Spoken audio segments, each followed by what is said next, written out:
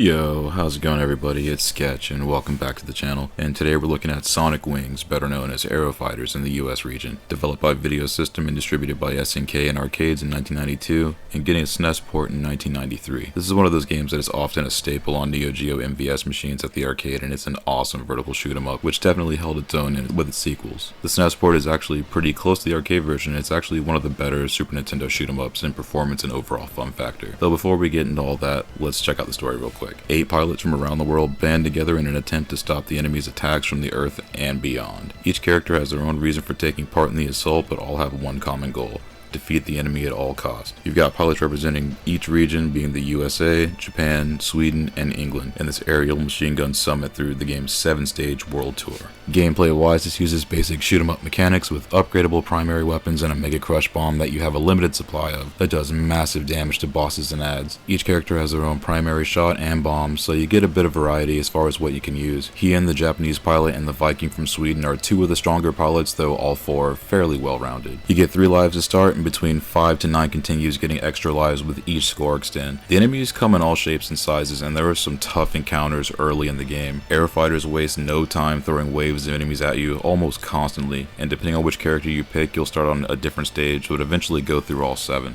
Graphics wise, the game looks nearly identical to the arcade version, with big sprites and destructible environments, each with their own regional twist and a fair amount of visual detail. Of all the shoot 'em ups on the Super Nintendo, this is one of the better looking shoot 'em up games on the system. It's got minimal slowdown when there's a lot of shots and enemies on screen, and like the part where the roofs detach and fly towards you in the Russia level is a good example of seeing some pretty heavy slowdown, but it'll bog you down in spots, but luckily not too much. Levels themselves have a fair bit going on, and the palettes are mostly pretty colorful and diverse. One minute you're in Japan, and the next minute you're in the United States, and then you're in space. Space level is pretty sick, but it's also the hardest level in the game. It's the kind of stage where shooting down everything is not going to happen if you're playing solo. On that stage, you really have to pick a side and shoot your way out of the enemy formations, otherwise you're just going to get smoked. Each stage also has its country's currency as bonus points, so it'll clue you in as to where you're demolishing buildings at with a well-timed Vulcan gun or missile barrage. Sound-wise, it also has some awesome audio going on, and the music is dope and gassed up with that 93 octane the whole way through, and has some straight bangers as you fly through the stages. The sound effects are also solid here as well. Explosions sound good with an almost 80s or 90s anime feel. This is a good example of how a shoot 'em up should sound compared to other titles in the genre on the Super Nintendo. Games like Dimension Force and Strike Gunner just don't compare, though they try. Well,